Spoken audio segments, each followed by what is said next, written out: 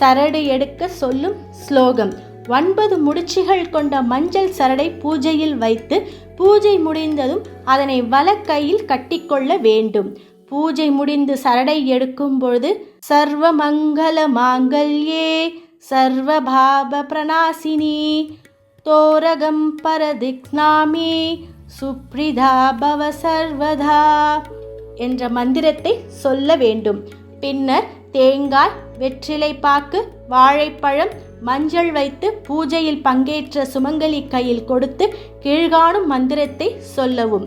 நவதந்து சமாயுக்தம் நவக்ரந்தி சினமணிவிதம் பத்னியாம் தக்ஷிணேனே ஹஸ்தே தோரகம் ஹரிவல்லவே. பிறகு மஞ்சள் சரடை வலது கையில் கட்டிவிட வேண்டும். இதேபோல் மற்ற சுமங்கலிக்கும் கட்டிவிட வேண்டும். இந்த வரலட்சுமி விரத நாளில் வரலட்சுமி தேவியை வணங்கி சுபிட்சமாக வாழ்வோம்.